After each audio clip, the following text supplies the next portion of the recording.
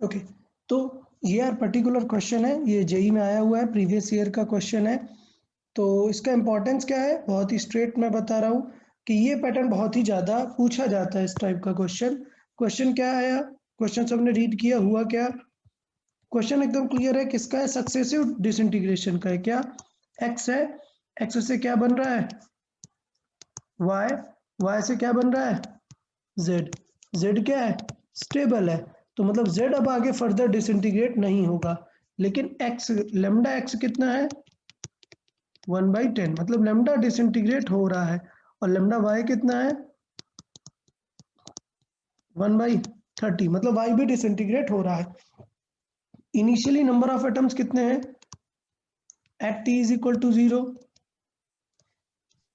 Eight, yes, so t is equal to 0। यहाँ पर कुछ है एन नॉट, वो गिवन है क्वेश्चन में 10⁻20। एन वाई कितना होगा इनिशियली? 0। और एन जेड भी क्या है इनिशियली? 0। अब हमें किसी इंटरवल पे किसी टाइम के बाद में चाहिए क्या? Find the time when number of atoms in y are maximum. तो ये तो हमें पता है, उससे पहले क्या है? Find the equation of formation of y. तो हमें पहले equation of formation of y चाहिए होगा। ठीक है, तो देख लेते हैं यार equation of formation of y. आपको डायरेक्टली याद है सबको या नहीं? ओके, तो डायरेक्ट ही मैं लिखूंगा net number of atoms of y. Y के कितने एटम बचेंगे? नेट वाई कितने बचेंगे? N not initial atom of x into lambda of y over lambda of x minus lambda of y e to the power minus lambda of x into T minus E to the power minus lambda of y into t. कोई doubt किसी को? Number of y सबको okay है? हाँ sir.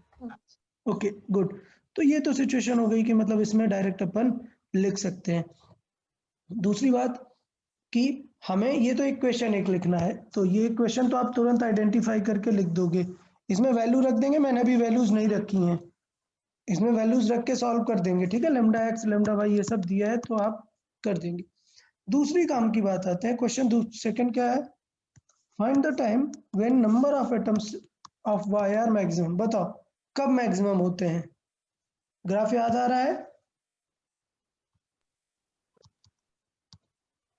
at equilibrium. Yes, at equilibrium. So max number of y are at equilibrium.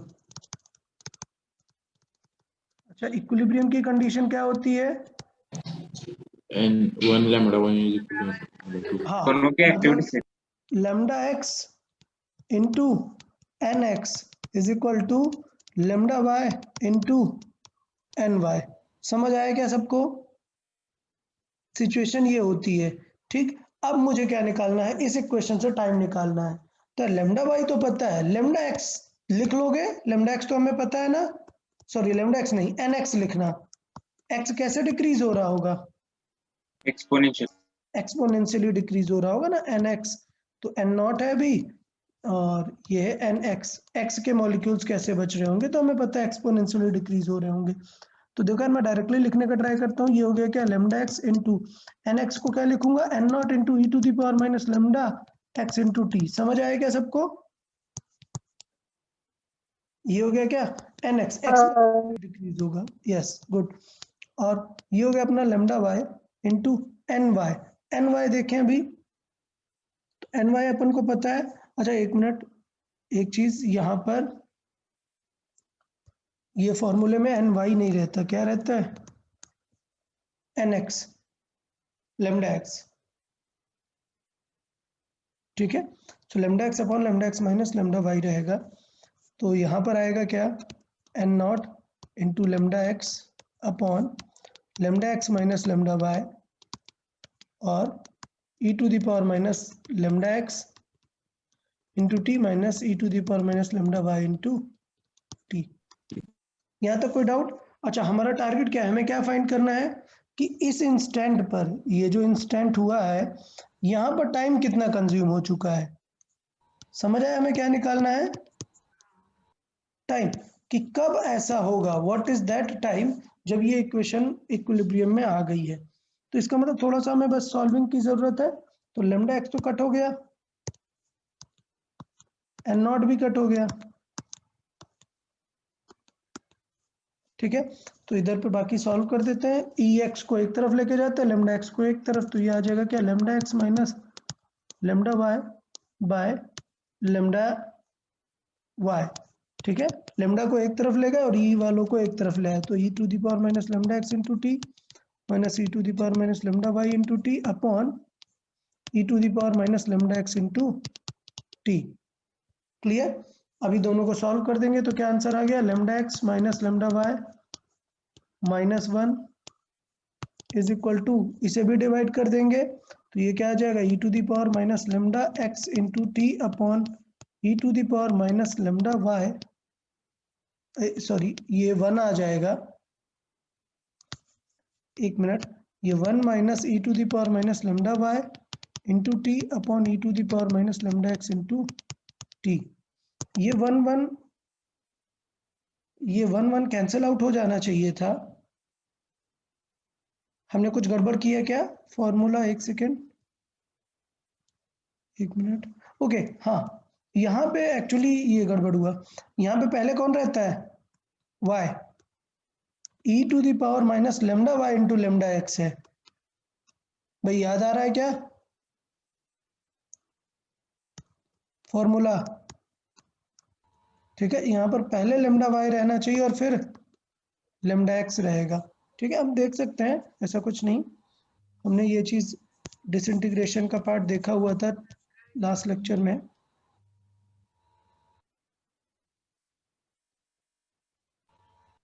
Okay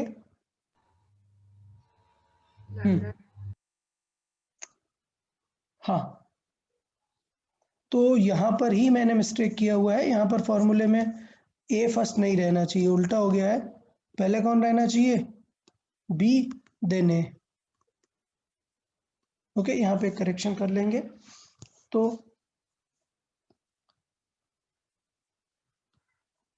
okay, सो यहाँ पर पहले y रहेगा फिर x रहेगा, सो यहाँ से ये चेंज हो जाएगा थोड़ा सा, lambda y minus lambda x, ठीक है। सो ये सर वो डिनोमिनेटर में भी lambda y minus lambda x होगा ना, उधर lambda B minus lambda A था। Okay okay, just a minute,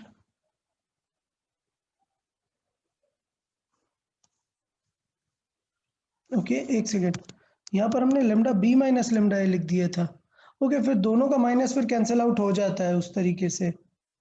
okay, तो ये थोड़ा सा गड़बड़ है यहाँ पे, पहले वाला फॉर्मेट सही है इन केस अगर हम पहले बी को लिख रहे हैं तो नो इश्यूज, इसे हम वापस से अगर वैसे ही लिखें, पहले हम ए को लिख रहे हैं फिर बी को लिख रहे हैं, तो यहाँ पे हमें बी माइनस ए लिखना है, मतलब हमें दोनों का रिवर्स के फॉर्मेट में यूज करना है, तभी वो कंसिडरेबल रहेगा। इसका मतलब हमने क्या मिस्टेक की है, चेक कर लेते हैं। हमें यहाँ पे ये ध्यान देना है कि दोनों इन्वर्टेड रहेंगे, मतलब अगर हमने यहाँ पर लेमडा पहले y माइनस एक्स किया हुआ है, ठीक है, तो यहाँ पर अगर हमने पहले इसे lambda x minus lambda y किया हुआ है, अब सही है ना सर? हाँ,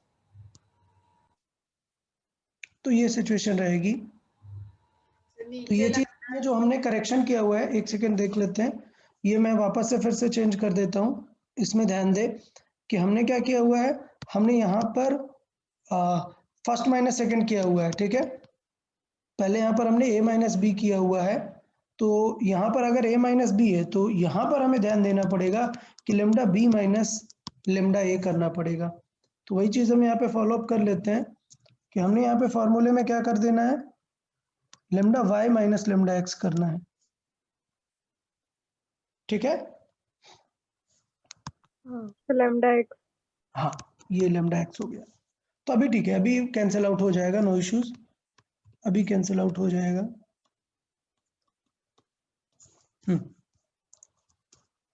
तो यहाँ पर इसका मतलब हमने lambda y minus lambda x किया हुआ है, lambda y minus lambda x. Okay, तो ये अगर डिवाइड करेंगे सो ये आ जाएगा 1 minus lambda x by lambda Y, और सेम चीज़ यहाँ पर आ जाएगी, लेमडा एक्स वापस से कर देते हैं इसे, lambda x minus lambda y. Okay, तो अभी डिवाइड करेंगे तो अभी 1 माइनस ये आ गया, सो 1 1 कैंसिल आउट हो गया दोनों का, और 1 कैंसिल आउट होने के बाद दोनों का नेगेटिव कैंसिल आउट हो गया। तो बेसिकली हमारे पास क्या रेशियो आ गया, that lambda x by lambda y is equal to e to the power minus ये हुआ लेमडा वाई इंटू टी, और नीचे जो डिवाइड में है वो ऊपर प्लस में चला जाएगा और एड अप हो जाएगा। तो इसका मतलब क्या होगा, ई टू द पावर ये प्लस में एड अप हो जाएगा, e to the power lambda, e to the power ये तो lambda x into t. Done. तो यहां तक यार ओके है, सबको समझ आ गया। तो अब हमें इसमें से क्या चाहिए, टाइम चाहिए, तो हमें क्या ले लेना चाहिए, ln ले लेना चाहिए। सो ये हो जाएगा ln lambda x over lambda y is equal to क्या हो जाएगा, ई टू द पावर वाला बाहर आ जाएगा, तो lambda x minus lambda Y into t into ln e. ठीक है, सो यहां से वो टाइम आ गया t इज इक्वल टू कि एट विच टाइम ये सिचुएशन रहेगी। डन। सो ये सिचुएशन क्या रहेगी, 1 upon lambda x minus lambda Y into ln lambda x by lambda y. ये मैं एक्सप्लेन इसलिए कर रहा हूं कि ये टाइम आप क्या करो, याद रखो। ये टाइम क्या है, ये टाइम ऑफ इक्विलिब्रियम है, कि किस टाइम पर इक्विलिब्रियम मेंटेन होता है, किस टाइम पर उन पे जो एलिमेंट आते हैं वो मैक्सिमम होते हैं। तो मैं क्या करूंगा, मैं भी इसका नोट्स करेक्ट करके अपलोड कर दूंगा। यहाँ पर जो हमने इक्विलिब्रियम सीखा हुआ है, यहाँ पर हम एक और चीज ऐड कर सकते हैं, क्या, टाइम ऑफ इक्विलिब्रियम। तो हमें ये रेडियो एक्टिव इक्विलिब्रियम यहाँ पर पता चल गया कि ये सिचुएशन रहेगी। अब हम इसमें क्या कर सकते हैं, टाइम ऑफ इक्विलिब्रियम, कि किस टाइम पे इक्विलिब्रियम मेंटेन होगा। ये पॉइंट समझ में आया सबको। तो ये वाला चीज तो बेसिक सा था, इसे मैं इरेज करके यहाँ पर क्या ऐड कर देता हूँ, time of equilibrium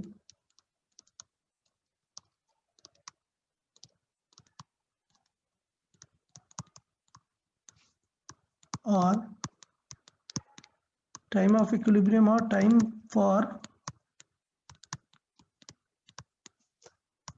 N B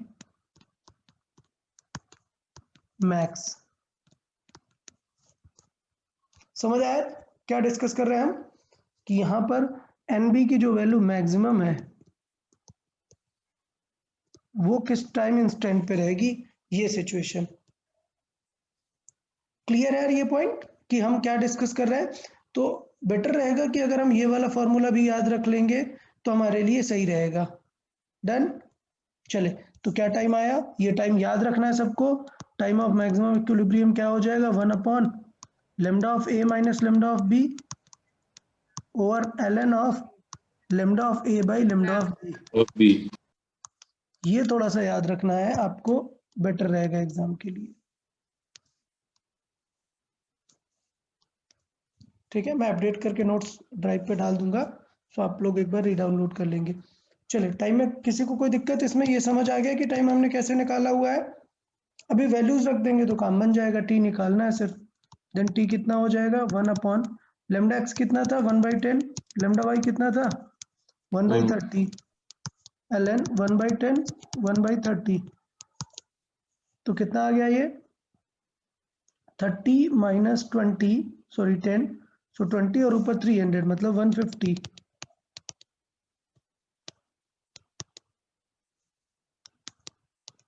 और ये क्या आ गया, ln 3। सो ln 3 कितना हो जाएगा, इसे कन्वर्ट कर लेंगे, 15 इंटू 2.303 इंटू ln 3 कितना होगा, 0.47। ठीक है, इसे सॉल्व कर देंगे तो इतना हमारा आंसर आ जाएगा। डन। अच्छा, आंसर किस में आएगा, यूनिट क्या रहेगा, लेमडा पे डिपेंड करेगा ना, कि लेमडा पर सेकंड दिया है, पर ईयर दिया है, क्या दिया हुआ है ना। तो यहाँ पर लेमडा का हमें यूनिट लिखना चाहिए था, ये यूनिट हमने नहीं लिखा हुआ है, ये per day.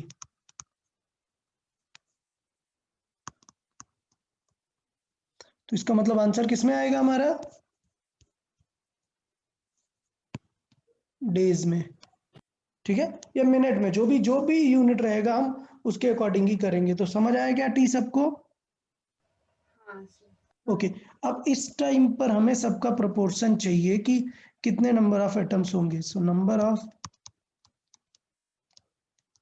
Atoms eight this time. Okay, तो देखें x का कितना होगा, nx, x कितना होगा n not e to the power minus lambda x into t. समझ आया क्या सबको? हाँ। तो इसे कर सकते हैं, इसे हम सॉल्व कर सकते हैं। सॉल्व करने के लिए मैंने बताया कि थोड़ा सा ln को ट्राई करना है अलग से लिख लेने का। सो लेमडा x कितना है 1/10 है, और t की वैल्यू कितनी है 15 ln 3। समझ आया क्या ये चीज? तो ये पावर कितनी हो जाएगी 3/2। सो बेसिकली ये आंसर आ जाएगा n not e to the power ln 3 to the power minus 3/2। यहां तक समझ आ गया सबको? तो e और ln क्या होते हैं, हट जाते हैं, और आंसर क्या आ जाएगा n not into minus power है तो मतलब 1/3 कर देंगे 3/2। कोई डाउट किसी को? यार ये समझ आ गया कैसे लिख सकते हैं nx? हाँ हाँ। ओके, ny कैसे लिख सकते हैं ny? n not into e to the power minus हाँ, लैम्बडा। उतना बड़ा डिटेल लिखने की जरूरत नहीं है, हमें पता है ये ny क्या है। This ny is n max, this ny is ny max. So याद है ना मैक्स हमने कैसे निकाला था, हमने निकाला था lambda of x into n of x is equal to lambda of y into of y। तो यहीं से लिख देंगे ना, हम क्यों इतना टेंशन देंगे वापस से। तो इसे हम लिख सकते हैं lambda of x into n of x at this time upon lambda of y। समझ आया? चाहिए तो मैं यहाँ पर साइड पे लिख देता हूँ कि एट मैक्स y क्या होता है, lambda x n x match करता है किसे, लेमडा y एन वाई को। तो यहाँ से हमने एन वाई लिख दिया हुआ है, सिंपल आ गया। क्यों? क्योंकि हमने एन एक्स ऑलरेडी सॉल्व कर लिया हुआ है। डन। सो लेमडा एक्स कितना है 1/10 और लेमडा वाई कितना है 1/30। तो 3 ऊपर आ जाएगा, और एन एक्स और एन एक्स को हम लिख सकते हैं वापस से। सो ये कितना हो जाएगा 3 ऊपर आएगा, और एन एक्स को क्या लिख सकते हैं n not 1/3 to the power 3/2। समझ आ गया क्या सबको? हाँ। अब इसे थोड़ा सा आपको सॉल्व कर देना है। क्या करना है, 3 को अपन नीचे ले जाएंगे पावर में, तो 3 टू द पावर -1 है, और ये इधर पे प्लस का 3/2 है, सॉल्व कर देंगे। चले nz की बात कर लेते हैं। nz कितना होगा बताओ, x और y के टर्म्स में सोचो। nx minus n। nx minus ny। अच्छा सोचना, देखो पहले 100 थे, 100 से यहाँ पे लेट से ये बना 60, 60 से 40 इधर चला गया, ठीक। तो इसका मतलब रियल में ये कितना बचा 20, और ये कितना बचा 40। तो इसका मतलब ये है कि इसकी इनिशियल वैल्यू में इसका रिमेनिंग और इसका रिमेनिंग हटा दोगे तो कौन आ जाएगा, z आ जाएगा। इसका मतलब ये है कि टोटल थे हमारे पास n नॉट, अरे रुको रुको ऐसे नहीं, ये लाइन याद रखो, at any time number of atom सबके सेम रहेंगे, मतलब nx plus ny plus nz मिला के कितने ही रहेंगे नॉट। तो ये प्रीवियस मैंने क्वेश्चन बताया था कि एवरेज निकालना इजी होता है जब nz नहीं होता है। अभी nz भी आ गया तो यहाँ से निकाल सकते हैं nz कितना आ जाएगा n not minus nx minus ny, और ये भी जस्ट हमने सॉल्व किया, n नॉट कॉमन ले लेंगे तो आएगा 1 माइनस nx कितना था 1/3 टू द पावर 3/2 माइनस, यहाँ पर हम इसे थोड़ा सा सॉल्व कर लेते हैं। तो ये कितना आ जाएगा n not into 1/3 to the power 1/2। Actually क्या हो रहा है, यहाँ पर क्या है 3 टू द पावर 1 है, और यहाँ पर 3 टू द पावर कितना है 3/2 है, तो 1 माइनस 3/2 करेंगे ना। तो आंसर कितना आएगा -1/2, मतलब रूट पे नीचे आ जाएगा। ये वैल्यू आएगी 1/3 टू द पावर 1/2।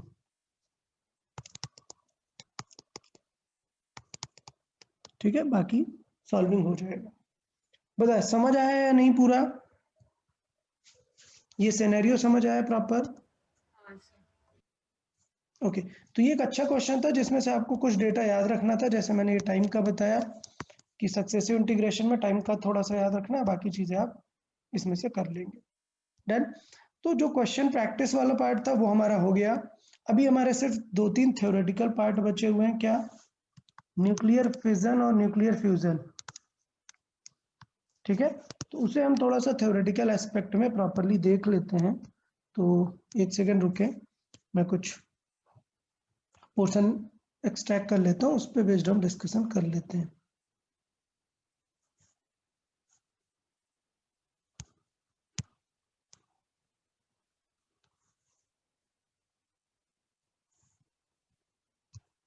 ओके, देखेंगे। नेक्स्ट हमारा पॉइंट है न्यूक्लियर फिजन। अच्छा, बेसिक वे क्या है बताएं, न्यूक्लियर फिजन क्या है एग्जैक्टली? एक बेसिक तो आपको पता ही है, केमिस्ट्री में सुना ही होगा आपने।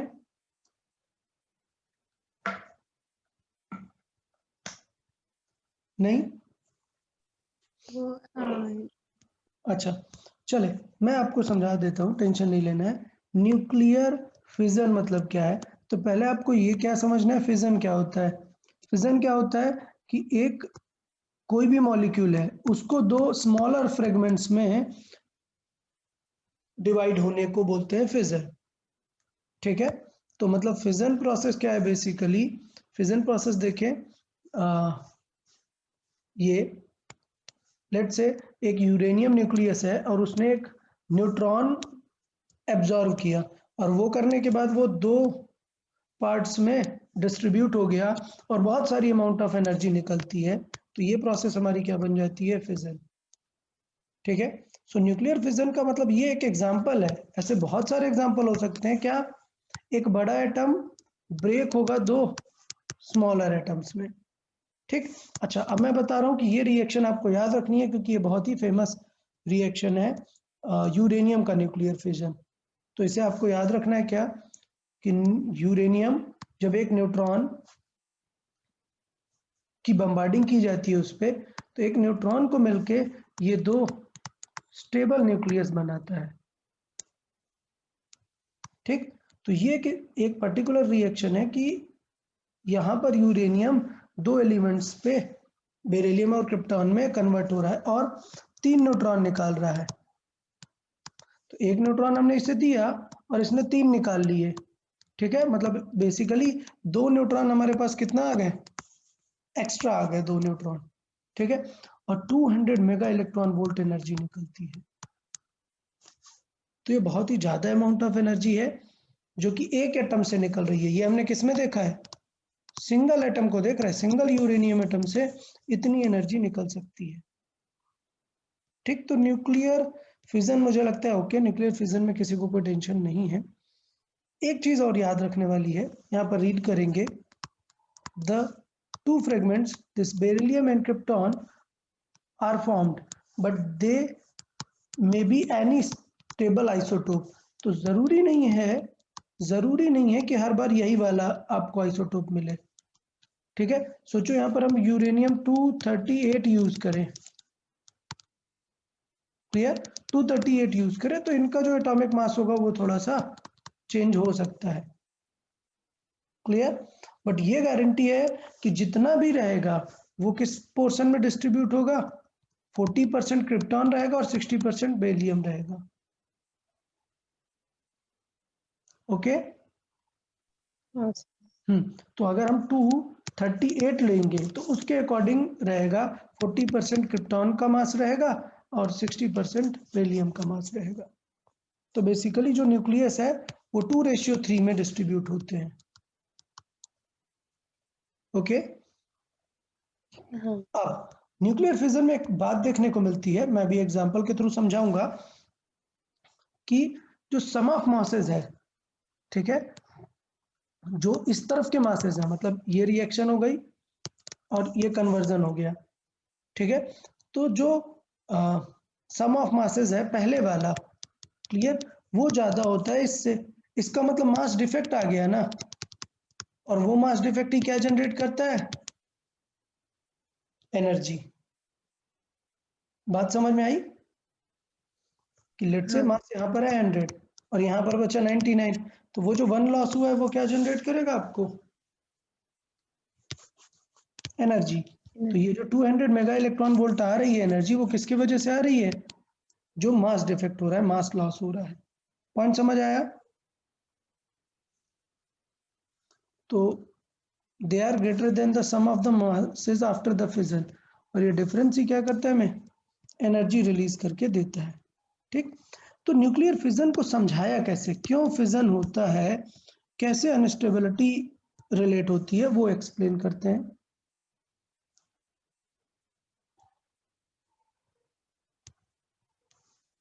ओके, सो बोर ने एक मॉडल दिया किसके लिए, न्यूक्लियर फिजन के लिए, कि किस तरीके से न्यूक्लियस का फिजन एग्जैक्टली हो रहा है, ठीक है। So model for nuclear fission, exactly nuclear fission किस तरीके से होता है, क्या होता है। तो बोर मॉडल जो है उन्होंने प्रपोज किया है कि न्यूक्लियर फिजन कैसा हो रहा है। तो उन्होंने क्या बताया कि न्यूक्लियर फिजन बिल्कुल ऐसी फील देता है जैसे एक वाटर ड्रॉप है, इसको पॉजिटिव चार्ज दे दो, तो यार इसके अंदर के जो पॉजिटिव चार्ज है वो रिपेल करना शुरू होंगे ना। और सोचो वाटर को होल्ड रखने वाला कौन है, फोर्स, टी। टी कौन सा फोर्स है बेटा यहाँ पर,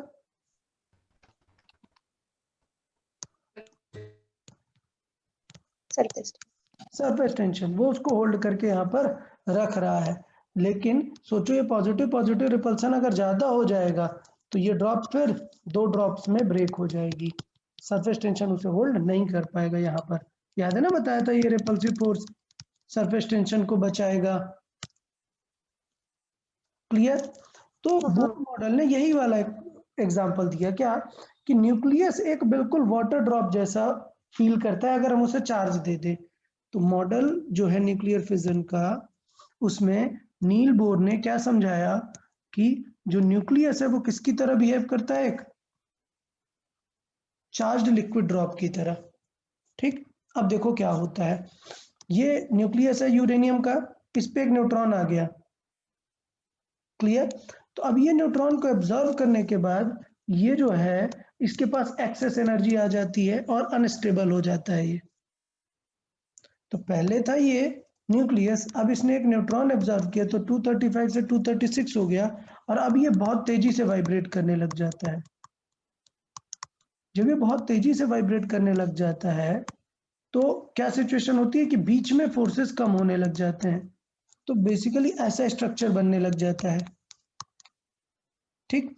ऐसा स्ट्रक्चर बनने पर प्रॉब्लम ये होती है कि जो चार्ज था वो पहले पास पास था, तो कौन सा फोर्स लग रहा था यहाँ पर, अगर चार्जेस पास में है तो, ये न्यूक्लियॉन्स पास में है तो न्यूक्लियर, एक न्यूक्लियर फोर्स लगता था जो इनको बाइंड करके रख रहा था। लेकिन जैसे ही डिस्टेंस इनकी ज्यादा होती है न्यूक्लियर फोर्सेस सीधे डिसअपियर होने लग जाता है। बताया था ना, न्यूक्लियर फोर्सेस सिर्फ बहुत ही शॉर्ट रेंज 10⁻⁻15 1 फर्मी के रेंज पे ही लगते हैं।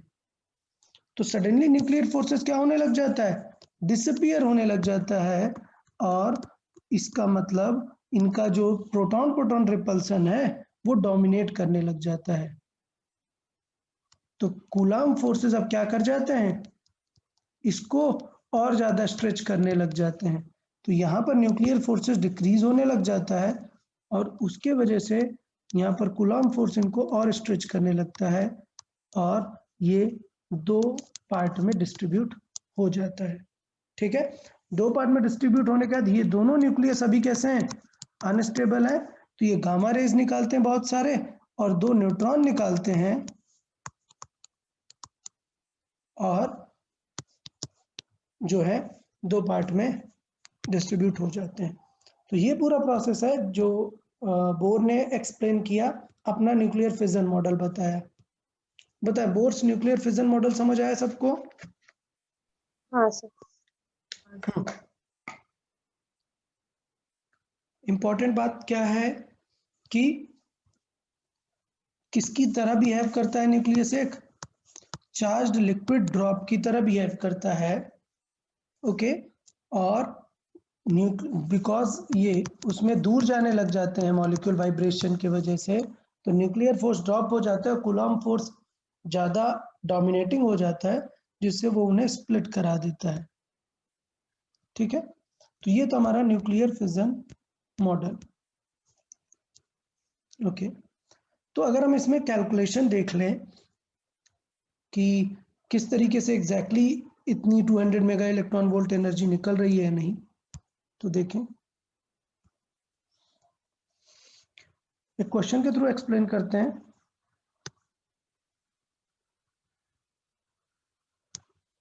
ओके, देखें ये क्वेश्चन देखें, ये यूरेनियम है, एक न्यूट्रॉन लिया और ये क्या बन गया, यूरेनियम 36 हाईली अनस्टेबल बन गया, और इसने कोई दो एलिमेंट निकाल दिए, ठीक है। ये कोई से भी एलिमेंट हो सकता है, मैंने पहले भी बोले हैं, ये कोई से भी एलिमेंट हो सकता है, डिपेंड करेगा कि किस टाइप की न्यूक्लियर रिएक्शन वहां पर हो रही है। डन। तो लेट्स से हमें ये न्यूक्लियर रिएक्शन गिवन है जो कि हमारी प्रीवियस वाले से अलग है, ठीक है।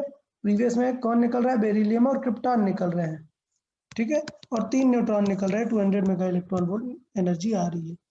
यहाँ पर क्या हो रहा है, एक न्यूट्रॉन सिर्फ निकल रहा है, बाकी 2 न्यूट्रॉन इनसे एब्जॉर्ब हो गए करके नया मॉलिक्यूल इन्होंने बना लिया। तो क्वेश्चन आपको कैसा दिया होता है, देखो पहले भी मैंने बताया कि ये वाले क्वेश्चन मैंने प्रैक्टिस नहीं करवाए हैं क्योंकि सिर्फ स्ट्रेट कैलकुलेशन है। देखिए यूरेनियम 35 इतना मास है, एक न्यूट्रॉन का मास इतना है, तो ये दोनों मास मिलके हमारे क्या बन गए,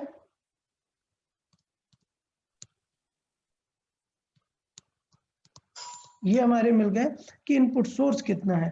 फिर इसके बाद अगर हम दो मॉलिक्यूल की बात करें, ये वाले दो मॉलिक्यूल्स, तो ये हमारे आउटपुट का काम कर रहे हैं, क्या कि प्रोडक्ट कितना होगा, तो ये हमारे इनपुट थे और ये बन गया प्रोडक्ट। अब क्या करना है, दोनों के मासेस में डिफरेंस देख लेना है, तो पता चल जाएगा कि कितना चेंजेस आया, ओके। हाँ हाँ, तो क्या सिचुएशन हो जाएगी कि इसका मास जो भी यूरेनियम का मास था, बाद में मास कितना डिफरेंस आया उसको बेस करके हम दोनों को देख सकते हैं, क्लियर। तो इसका मतलब क्या हो जाएगा कि ये वैल्यू +1 न्यूट्रॉन माइनस ये पूरी वैल्यू प्लस, इसमें एक ही न्यूट्रॉन किया, थोड़ा सा गलत है, इसमें थोड़ा सा चेंजेस हैं, इसमें 2 न्यूट्रॉन होने चाहिए ना। अब देखे मैच करें कितना है, 236 है ना, तो यहां पर कितना आना चाहिए,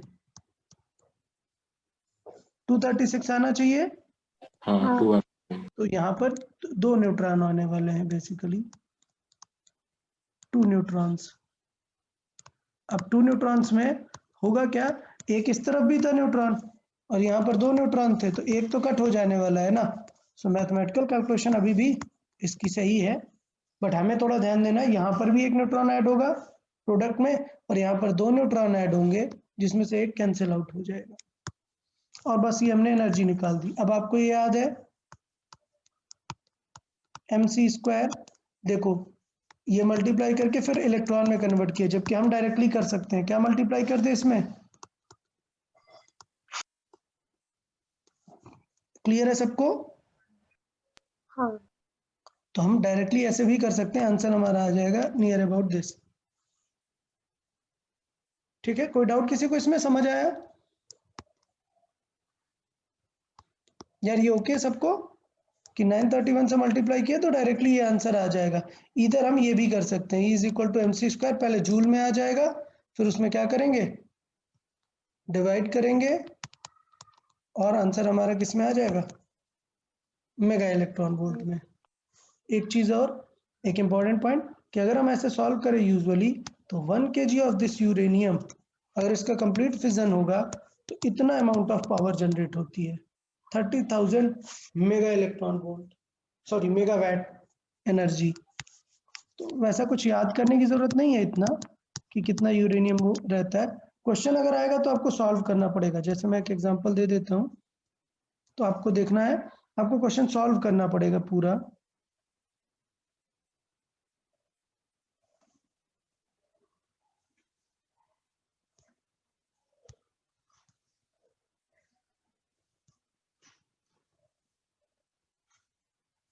देखिए, ये मैंने एक एग्जांपल सैंपल लिया, यहाँ पर एक और एग्जांपल लिया हुआ है, रीड करते हैं इसे। In a nuclear reactor, so uranium undergoes fission liberating this much of energy. Okay, तो दिया हुआ है कि कितनी एनर्जी आ रही है, 200 मेगा इलेक्ट्रॉन वोल्ट एनर्जी आ रही है। Now the reactor has 10% efficiency and produces this much of power. ठीक, तो पहली बात तो हमें समझनी पड़ेगी कि एफिशिएंसी कितनी है, सिर्फ 10% है। इसका मतलब क्या हुआ, इसका मतलब ये हुआ कि ये जो एनर्जी रिलीज हो रही है, इसकी सिर्फ कितनी एनर्जी यूज हो पा रही है, 10%। ठीक है, तो इसका मतलब ये हुआ कि अगर हमें 1000 पावर जनरेट करनी है तो हमें रियल में कितनी जनरेट करनी पड़ेगी पावर, 20,000। क्लियर, क्योंकि 20,000 नहीं, 10,000, 10,000 का 10% क्या हो जाएगा, 1000। तो ये बात समझ में आई कि हमें इस न्यूक्लियर रिएक्टर में कितनी एनर्जी जनरेट करनी पड़ेगी, 10,000। तब जाके हमारी 10% काम आएगी, किसमें, जो हमें प्रोड्यूस करनी है। ठीक है, और सोचो ये रिएक्टर 10 इयर्स के लिए चल रही है, मतलब सपोज कोई गवर्नमेंट आई है और उसने एक न्यूक्लियर रिएक्टर स्टैब्लिश किया है, तो पहले ही कैलकुलेशन कर ली जाती है कि हमें 10 इयर्स तक कितनी पावर जनरेट करनी है, तो कितना यूरेनियम चाहिए हमें। ठीक है, उसके अकॉर्डिंग फिर जो कंट्रीज के पास यूरेनियम है उसमें ट्रीटिंग होती है कि कितना यूरेनियम हमें 10 इयर्स के लिए चाहिए, तो वो धीरे धीरे करके दिया जाता है। ऐसा एक साथ नहीं दे देते पूरा, पता चला एक गवर्नमेंट गई, दूसरे गवर्नमेंट ने पावर प्लांट बंद कर लिया और यूरेनियम से कुछ और ही बना दिया, तो वैसा सिनेरियो नहीं रहता। तो वापस देख लेते हैं, सिंपल सी बात है कि हमें पता है इतनी पावर जनरेट हो रही है, इतना मेगावाट, तो हमें चाहिए कि कितनी एनर्जी जनरेट करनी है हमें, कितने टाइम में, तो हमें कितने ईयर्स के लिए उसे चलाना है, 10 ईयर्स के लिए। तो हमने चेक कर लिया कि यार उसकी पावर इतनी जूल पर सेकंड है, मेगावाट को कन्वर्ट कर दिया और इतने ईयर्स से मल्टीप्लाई कर दिया 10 ईयर्स से, तो हमें आ गई कि यार इतनी एनर्जी हमें चाहिए 10 ईयर्स में। अब 10 ईयर्स में इतनी एनर्जी चाहिए, तो हमें पता है कि कितनी एनर्जी निकल रही है, 10% ही हो रही है। क्लियर, तो मतलब इसका 10 टाइम्स एक्स्ट्रा हमें चाहिए, तो ये हो गई हमारी एनर्जी रिक्वायर्ड। अच्छा, एक रिएक्शन से कितनी मिल रही है, 200 मेगा इलेक्ट्रॉन वोल्ट। ठीक है, तो 200 मेगा इलेक्ट्रॉन वोल्ट को हमने किस में कन्वर्ट कर लिया, जूल में, तो जूल में आ गई एनर्जी इतनी, वो डिवाइड कर दिए तो पता चल गया कितना एटम हमें चाहिए। ये समझ आया, ये क्या आ गया, एटम्स, कितना यूरेनियम एटम्स हमें चाहिए। और हमने बताया कि नंबर ऑफ एटम्स कैसे निकालते हैं, मोल इनटू एवोगैड्रो नंबर, और मोल क्या हो जाता है, मास ओवर मॉलिक्यूलर मास। तो यहाँ से मास निकाल सकते हैं, clear, number of atom into molecular mass divided by Avogadro number. तो हमने पहले एवोगैड्रो नंबर से डिवाइड कर दिया, वैल्यू आ गई ये, उसे फिर मॉलिक्यूलर मास से मल्टीप्लाई कर दिया, वैल्यू आ गई ये। समझ आएगा यार सबको, हाँ हाँ। तो नंबर ऑफ एटम्स निकालने का तरीका है मोल ओवर एवोगैड्रो नंबर, और नंबर ऑफ एटम्स मोल चाहिए तो वो हो जाएगा mass over molecular mass into Avogadro number. So mass हो जाएगा कितना, number of molecules over Avogadro number into molecular mass. इस तरीके से कर सकते हैं। तो बता यार, कोई टेंशन क्या, न्यूक्लियर फिजन समझ में आ गया, क्वेश्चन टाइप भी समझ में आ गया कि किस टाइप से एनर्जी के क्वेश्चंस पूछे जा सकते हैं। हाँ। ओके, तो न्यूक्लियर फिजन में एक और प्रॉब्लमेटिक सिचुएशन होती है, हम उसे डिस्कस कर लेते हैं पहले।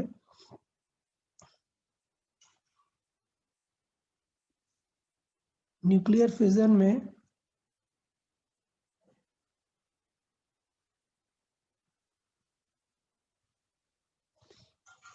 एक सिचुएशन रहती है हमारी चेन रिएक्शन का, एक सेकेंड होल्ड करें, मैं फिगर एक्सट्रैक्ट कर लेता हूँ चेन रिएक्शन का।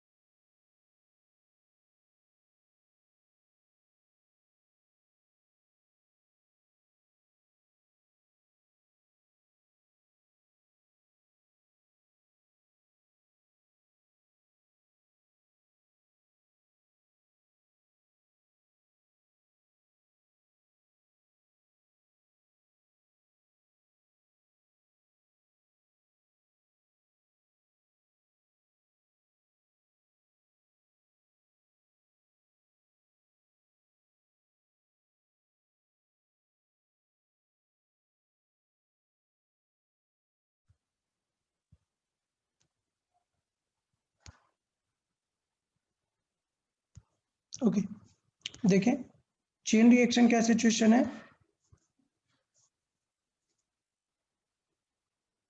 ओके, चेन रिएक्शन क्या है, एक बड़ी ही प्रॉब्लम है किसमें, हमें फिजन में। फिजन में क्या होता है, चेन रिएक्शन क्या चीज़ है, देखें जैसे हमारे पास यूरेनियम 235 था, हमने एक न्यूट्रॉन की बम्बार्डिंग की और ये जो है न्यूक्लियर फिजन इसमें हो गया। न्यूक्लियर फिजन से लेट से 2 फिजन एलिमेंट निकले, बट हम देखते हैं कि इसमें से 2 न्यूट्रॉन भी निकलते हैं। हमने देखा इक्वेशन में 2 एक्स्ट्रा न्यूट्रॉन भी देखने को मिलते हैं। तो वो जो एक्स्ट्रा न्यूट्रॉन है, होता क्या है, सपोज हमारे पास यूरेनियम है,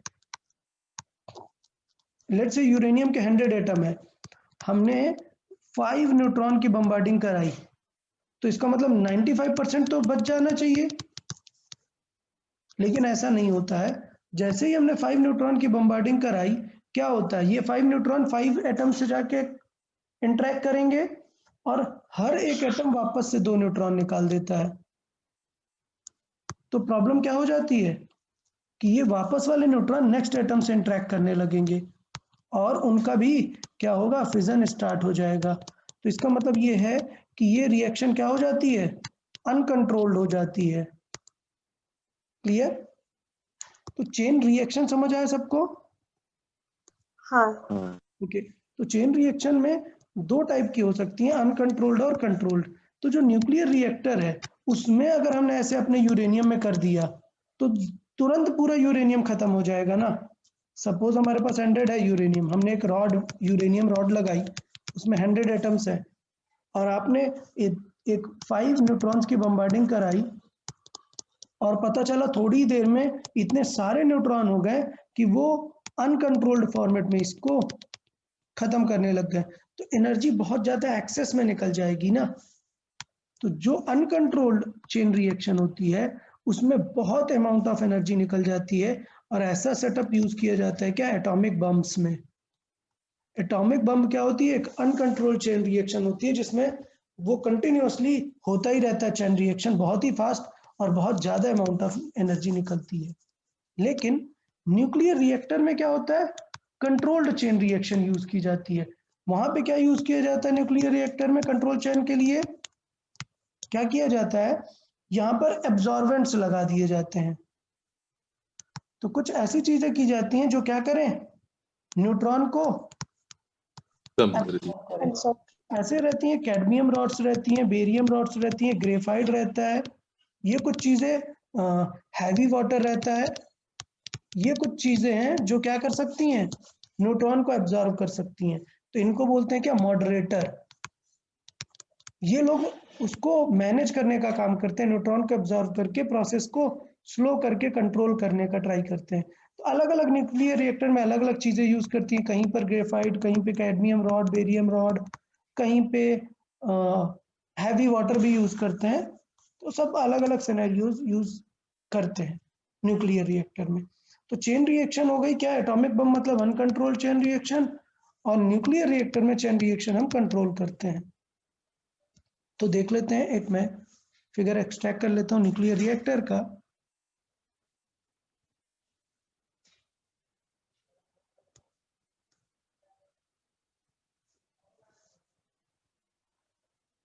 ओके, तो न्यूक्लियर रिएक्टर की बात कर लेते हैं, एक second.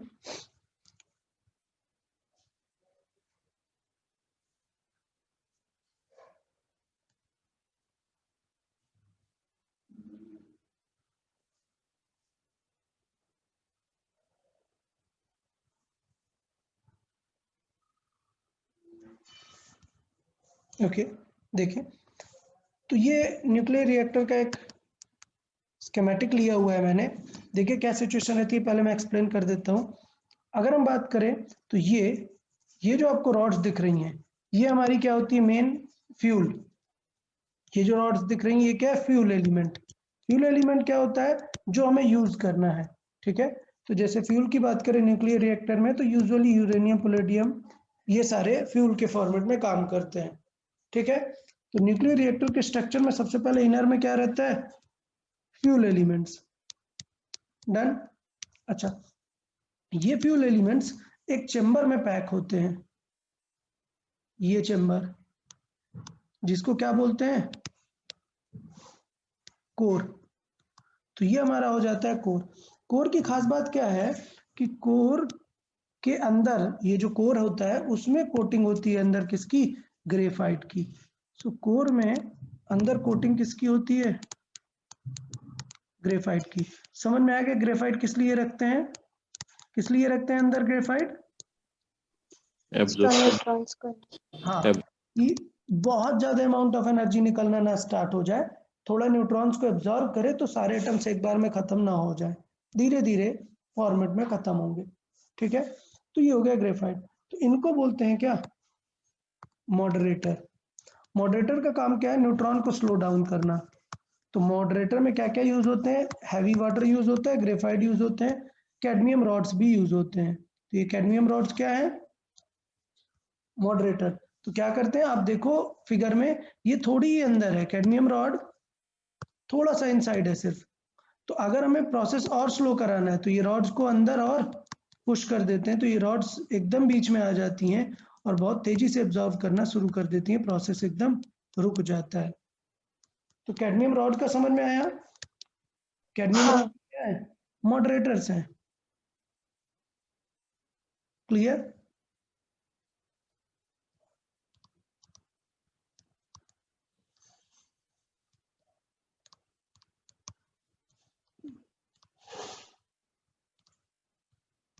Okay, so cadmium rod as a moderator काम करती हैं। हमेशा नहीं करके रखते, जब बहुत इमरजेंसी है कुछ, क्योंकि फिर बिल्कुल एब्जॉर्व कर लेता है ना फिर ये कैडमियम। तो इनको बिल्कुल एकदम अंदर बीच में ले आते हैं, तो जिससे क्या होता है, पूरा एब्जॉर्व करके एकदम प्रोसेस स्लो डाउन कर देते हैं। जैसे बंद करना है अगर पावर प्लांट, या बहुत कम करना है, तब के लिए ये यूज करते हैं। यार मॉडरेटर और फ्यूल समझ में आया। हाँ फिर एक होगा कूलेंट। कूलेंट क्या चीज़ है यार, ऑफकोर्स समझ गए कि बहुत ज़्यादा हीट निकलती है तो एक कूलेंट पास कराते हैं जिसमें नॉर्मल वाटर या फिर ऑक्सीजन CO2 होता है। सो कूलेंट के उसमें वाटर या फिर CO2 रहता है। अभी सिचुएशन क्या है कि यहाँ से बहुत सारी हीट निकल रही है, ये कोर से क्या हो रहा है, कंक्रीट का कोर है, इसमें बहुत ज़्यादा हीट निकलती है, तो ये वाटर क्या होता है, एकदम हीट हो जाता है। तो यहाँ पे वाटर एंटर कराते हैं और हीट वाटर एकदम लाइट होने लग जाता है, ऊपर चला जाता है, ठीक। और इतना हीट हो जाता है ये वाटर कि ये वाटर किस में कन्वर्ट हो जाता है, स्टीम। और स्टीम अगर कन्वर्ट हो गया तो यहाँ से इसे पास करा के क्या करा देते हैं, टरबाइन से पास करा देते हैं। और स्टीम मतलब समझ गए आप, एज अ गैस काम करेगा और वो किसे घुमाएगा, टरबाइन। और टरबाइन से क्या जनरेट होती है फिर, करंट। इलेक्ट्रिक। तो वापस से फिर उसे कंडेंस कर देते हैं, क्लियर। तो वापस से वो वाटर कन्वर्ट हो जाता है और उसे वापस से फिर से भेज देते हैं। तो पॉइंट समझ में आया, कूलेंट क्या है और रिएक्टर शील्ड क्या है। तो रिएक्टर शील्ड मतलब सबसे आउटर पॉइंट होता है, एक बहुत ही थिक कंक्रीट वॉल होती है। और पता है ये थिक कितनी होती है, नियरली 10 मीटर प्लस। 10 मीटर मतलब सच में बहुत ज़्यादा होता है, अगर फीट में देखोगे तो लगभग 40 फीट, मतलब 35 फीट के आसपास। 35 फीट बहुत होता है, 35 फीट थिक, थिक हम जो है चेम्बर बनाते हैं उसमें, जिससे कि वो रेज एब्जॉर्ब होती रह जाए। तो बताएं न्यूक्लियर रिएक्टर समझ में आया सबको, हाँ चेन रिएक्शन समझ में आया, कंट्रोल्ड अनकंट्रोल्ड चेन रिएक्शन। हाँ ओके, न्यूक्लियर रिएक्टर। तो ये हमने जो भी स्टडी किया ये किसके बारे में था, फिजन। फिजन के बारे में होता है, Unco- न्यूक्लियर फिजन कैसे होगा। ओके, नेक्स्ट पार्ट देख लेते हैं, न्यूक्लियर फ्यूजन के बारे में देखते हैं, लास्ट पार्ट।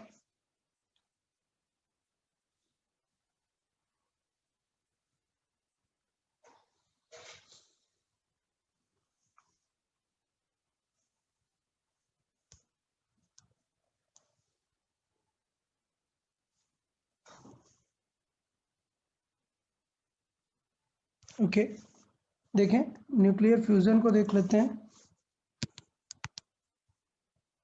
ओके, सो न्यूक्लियर फिजन में क्या था, न्यूक्लियर फिजन में एक बड़ा मॉलिक्यूल दो छोटे मॉलिक्यूल्स में डिस्ट्रीब्यूट हो रहा था, ठीक है।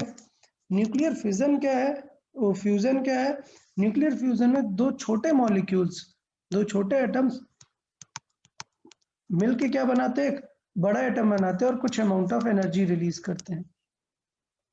ये हो गई क्या, न्यूक्लियर फिजन।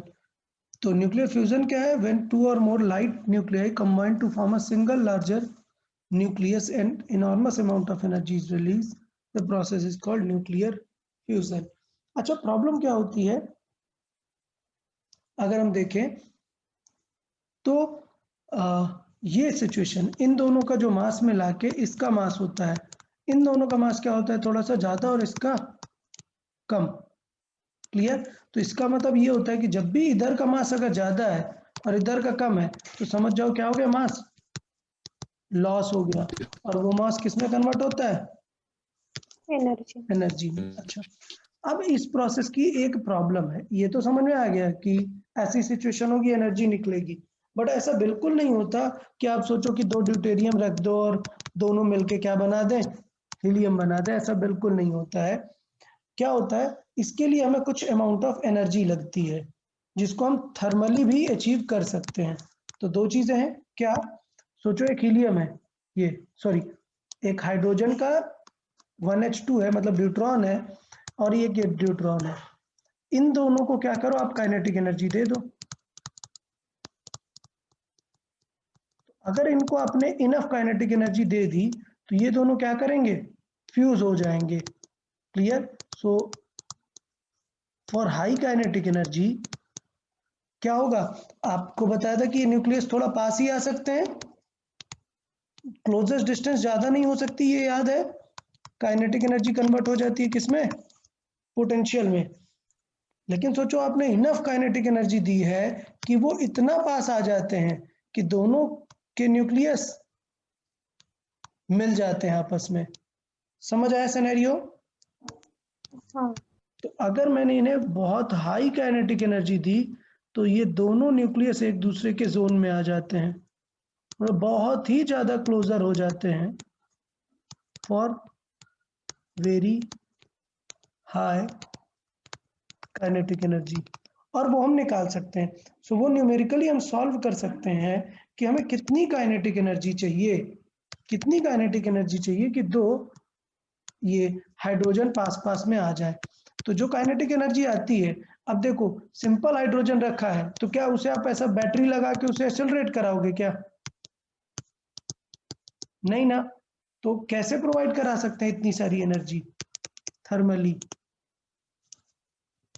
तो अगर आपको वो काइनेटिक एनर्जी जो हम कैलकुलेट करके रख रहे हैं, that very high kinetic energy, ठीक है, वो अगर हम थर्मली सॉल्व करें कि थर्मली कहाँ से उतनी एनर्जी मिल सकती है, तो उसके लिए जो टेम्परेचर रिक्वायर्ड आता है, मतलब दिस काइनेटिक एनर्जी को किसके इक्वल करते हैं, 3/2 kT के इक्वल करते हैं।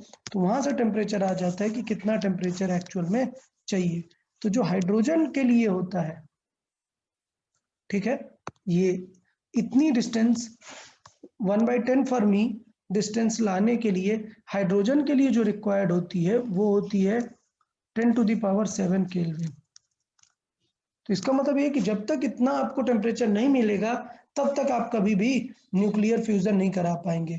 तो जो हाइड्रोजन बम का कॉन्सेप्ट है, हाइड्रोजन बम क्या करता है, हाइड्रोजन बम फ्यूजन पे डिपेंड करता है, लेकिन फ्यूजन हो ही नहीं सकता ना विदाउट दिस टेम्परेचर।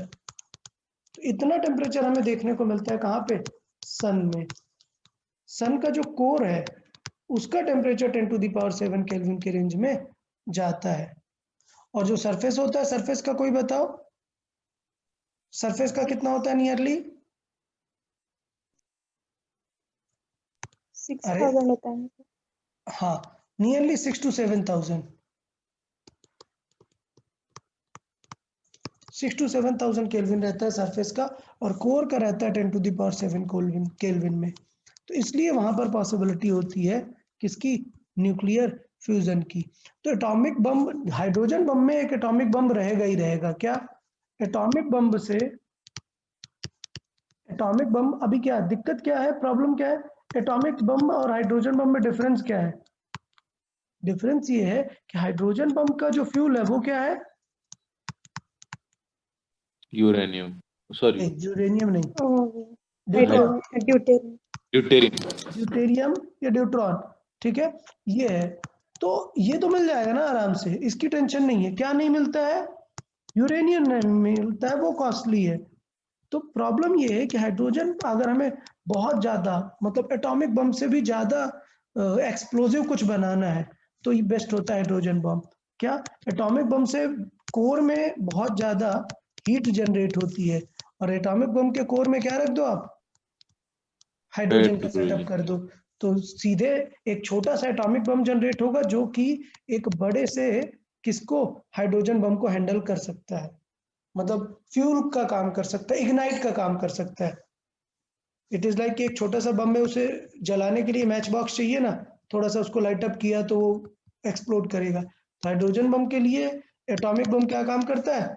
टॉर्च का काम करता है, लाइट अप करने का काम करता है। और फिर हाइड्रोजन बम तो फिर अब बात ही नहीं है, सिलेबस में हमारे है ही नहीं, तो छोड़ देते हैं हाइड्रोजन बम को। न्यूक्लियर फिजन समझ में आया? हाँ। ओके, ठीक है, जस्ट अ मिनट, एक और मैं आगे ऐड करता हूँ।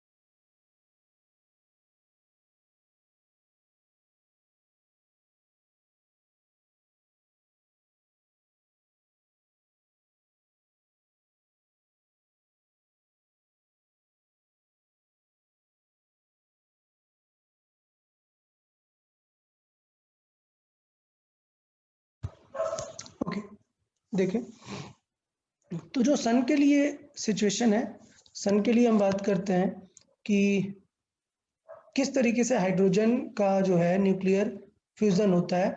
तो जो सन की एनर्जी है, हमें ये तो पता चल गया कि सन के कोर का temperature 10 to the power 7 range में पहुंच सकता है। तो हमें वहां पर दिख जाता है कि वहां पर क्या हो सकता है कि हाइड्रोजन ही खुद ड्यूट्रॉन बना लेता है और वापस वो पूरा फुल हीलियम प्रोसेस पे चला जाता है। ठीक है, तो इसे बोलते हैं प्रोटॉन प्रोटॉन साइकिल। तो दो थ्योरीज हैं सन की एनर्जी को लेके, कितनी थ्योरीज हैं? दो। एक है कि प्रोटॉन प्रोटॉन साइकिल और एक होता है कार्बन साइकिल। ठीक, बाद में लेटर ऑन हमें पता चला कि कार्बन साइकिल स्टार्स की एनर्जी के लिए हेल्पफुल है, मतलब जो अदर स्टार्स हैं।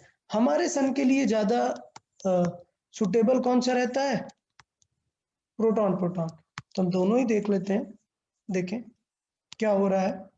तो ये एक मल्टी स्टेप प्रोसेस होती है प्रोटॉन प्रोटॉन साइकिल। देखिए इसमें क्या हो रहा है, एक प्रोटॉन मतलब हाइड्रोजन मिल रहा है और ड्यूट्रॉन बना रहा है, ठीक है, और थोड़ी एनर्जी यहाँ पर निकल रही है। फिर क्या हो रहा है, वापस से ये जो हमारा ड्यूट्रॉन है वो वापस से एक प्रोटॉन से मिलता है और 2He3 एक अनस्टेबल एलिमेंट बनाता है, और दो ऐसे अनस्टेबल 2He3 मिलके क्या बना लेते हैं, हीलियम बना लेते हैं, और वापस से दो प्रोटॉन रिलीज कर देते हैं। समझ आया? तो पूरी प्रोसेस में क्या हुआ, पूरी प्रोसेस में देखें इस तरफ कितने प्रोटॉन यूज हुए हैं? 4। और इससे एक हीलियम हमारा यहाँ पर बना है, और दो प्रोटॉन इधर आए थे जो कि कैंसिल आउट हो गए। मतलब कैसे, सपोज मुझे ये इक्वेशन बनानी है, मुझे इसकी इक्वेशन बनानी है, ये हीलियम चाहिए, तो ये हमें कट करना पड़ेगा ना। तो ये कट करने के लिए क्या करना पड़ेगा, इसमें 2 का मल्टीप्लाई कर दें,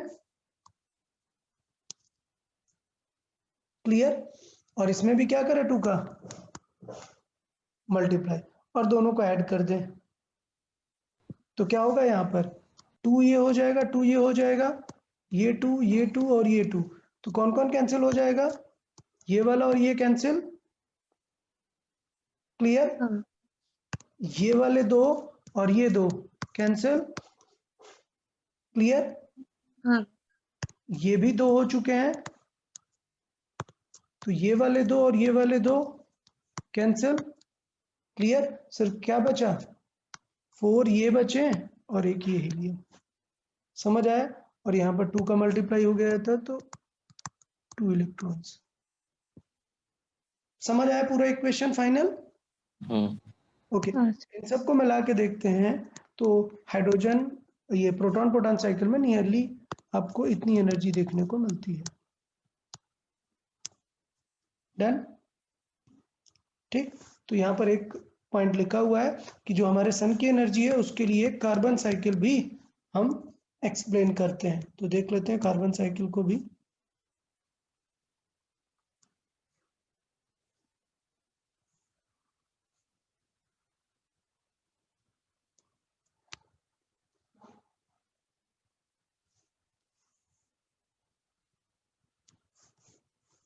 देखें कार्बन साइकिल में सबसे पहले हमें ये समझना है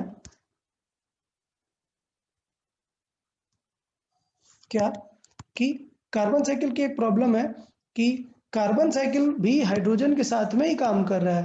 ठीक है, तो ये कार्बन बेसिकली क्या काम करता है? कैटलिस्ट का काम करता है। ओके, ये कार्बन किसका काम करता है? कैटलिस्ट का काम करता है, वापस से बार बार रिएक्शन में रिलेट होता है। एनर्जी इसमें भी नियरली उतनी ही निकलती है, इसमें 26 रहती है, इसमें 24 है। ठीक, बट ये चीज हमें याद रखना है कि इस प्रोसेस में कार्बन एक किसकी तरह काम करता है? कैटलिस्ट की तरह काम करता है। तो कार्बन साइकिल जो है, हाइड्रोजन साइकिल जो है, प्रोटॉन प्रोटॉन साइकिल, उसमें सारे प्रोटॉन मिलके ही फाइनली जो है न्यूक्लियर फ्यूजन कंप्लीट करते हैं।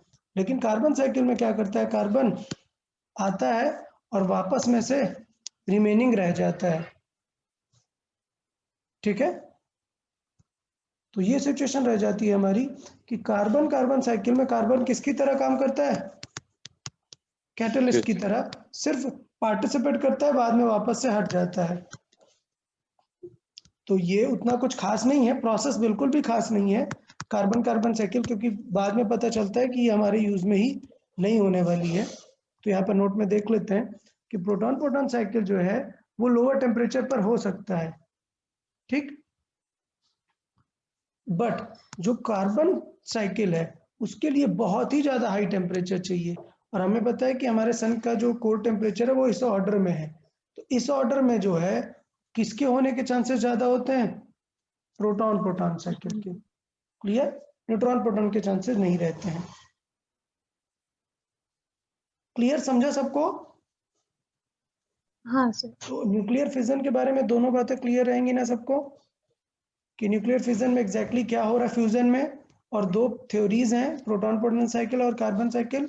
कार्बन साइकिल हमारे काम का ज़्यादा नहीं है क्योंकि बाद में पता चला कि उसके लिए बहुत ही ज़्यादा हाई टेम्परेचर चाहिए। So usually proton proton cycle ही काम में आता है। ठीक है, देखें इस पे बेस्ड थोड़ा सा एक क्वेश्चन देख लेते हैं, किस टाइप पे क्वेश्चंस भी आ सकते हैं इस पे।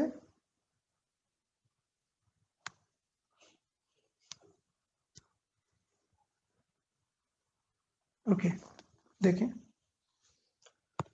क्वेश्चन रीड करते हैं। A star initially has these many neutrons. ठीक है, एक स्टार के पास इतने न्यूट्रॉन्स हैं।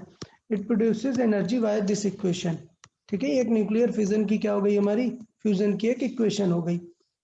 अब प्रोसेस क्या है कि अगर हम बात करें कि average power radiated by that star is these many watts, मतलब इतनी पावर वो रेडिएट कर रहा है। So the neutron supply of the star exhausted in a time in order of this, कि कब वो स्टार खत्म हो जाएगा, डिसअपियर हो जाएगा। जैसे हम बात करते हैं ना कि हमारे सन का भी एक टाइम है, कितने मिलियन ईयर्स बाद जो है उसका एनर्जी पूरा एग्जॉस्ट हो जाएगा, उसका फ्यूल ही पूरा खत्म। तो बेसिकली सोचो हमें ये पता है कि लेट से उस स्टार के पास इतने न्यूट्रॉन है। अब हमें देखना है क्या कि इस प्रोसेस में से इतनी एनर्जी निकल रही है, ओके, इतनी एनर्जी निकल रही है, तो कितने टाइम बाद ये पूरा हमारा कंप्लीट हो जाने वाला है पार्ट। ठीक है, तो हमें सिचुएशन क्या दी है, सबके मास दिए हैं। हमें पहले चेक करना पड़ेगा कि इस रिएक्शन से कितनी एनर्जी आ रही है। समझ आया? पहला, इस रिएक्शन से कितनी एनर्जी आ रही है, तो वो एनर्जी बताएगी कि कितने न्यूट्रॉन हमने यूज किए और कितनी एनर्जी निकाली। फिर हमें कितनी एनर्जी चाहिए टोटल, 10 to the power 6. इससे पता चलेगा कि हमें कितने ज्यादा न्यूट्रॉन्स यूज हो जा रहे हैं ईच सेकेंड। तो हमें पावर पता है, ये हो गया एनर्जी अपॉन टाइम। तो वहां से हम निकाल लेंगे कि कितना टाइम, मतलब एक सेकेंड में कितने न्यूट्रॉन यूज हो जा रहे हैं, और फिर डिवाइड बाई इसमें टोटल नंबर ऑफ न्यूट्रॉन्स में डिवाइड कर देंगे, तो पता चल जाएगा कि कितने टाइम में पूरे इतने न्यूट्रॉन यूज हो जाने वाले हैं। ठीक है, तो मुझे लगता है कि ये कॉन्सेप्ट समझ में आ गया सबको कि किस तरीके से अप्रोच करना है इसे।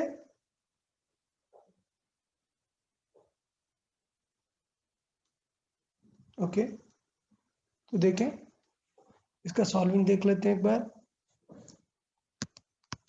सिचुएशन, जो साइकिल दी हमें, ये एक साइकिल दिया हुआ है, ठीक है, और ये एक साइकिल दिया हुआ है। ये दोनों साइकिल से हीलियम बन रहा है। अब हमें क्या करना पड़ेगा, पहले देखना पड़ेगा कि कितने न्यूट्रॉन यूज हो रहे हैं। तो किसे हटा देना पड़ेगा, हमें 1h3 को हटाना पड़ेगा ना। ट्राइटियम नहीं चाहिए हमें, न्यूट्रॉन चेक करना है। तो न्यूट्रॉन के लिए फिर दोनों को क्या कर दें, हम ऐड कर दें। क्लियर? तो ऐड करके इक्वेशन कौन सी बन गई, ये, मतलब कितने न्यूट्रॉन यूज हो जा रहे हैं, 3 न्यूट्रॉन यूज हो रहे हैं। 3. ठीक है, अब ये 3 में से देखें कितना मास डिफेक्ट आ जाएगा। तो सबका मासेस हमें दिए हैं, हमने क्या निकाल लिया, मास डिफेक्ट निकाल लिया। मास डिफेक्ट से हमने क्या निकाल ली, इतनी एनर्जी निकल रही है। तो ये क्या हुआ, एक एटम से इतनी एनर्जी निकल रही है। अगर हम बात करें कि हमें टोटल इतने न्यूट्रॉन्स यूज करने हैं, तो कितनी एनर्जी रिलीज होगी। अच्छा, तो एक चीज और, यहाँ पर हमने डिवाइड बाय 3 किया हुआ है, क्यों, क्योंकि ये इक्वेशन कितने न्यूट्रॉन के लिए है, 3 के लिए, मतलब 3 न्यूट्रॉन में इतनी एनर्जी निकल रही है। तो जिसे हम 1 एटम बोल रहे हैं वो 1 नहीं है एक्चुअली, 3 न्यूट्रॉन के बाद 1 है। तो पहले हमने 3 से डिवाइड किया, तो आ गया कि हमारा एक रिएक्शन में कितनी एनर्जी है, और वो हमने यहाँ से मल्टीप्लाइड की, तो हमारे पास आ गई कि इतनी एनर्जी हमें निकल रही है। ठीक, हमें पता है कि ईच सेकंड कितनी एनर्जी जा रही है, इतनी। तो अगर हम इस एनर्जी में ये डिवाइड कर देंगे, तो हमें पता चल जाएगी कि कितने सेकंड तक हमारी एनर्जी चलने वाली है। तो यहाँ से आंसर आया 10⁻12 की रेंज में वो एनर्जी यूज होने वाली है। तो बात समझ में आ गई यार सबको यहाँ पर? कोई डाउट किसी को इसमें? Okay, okay, good.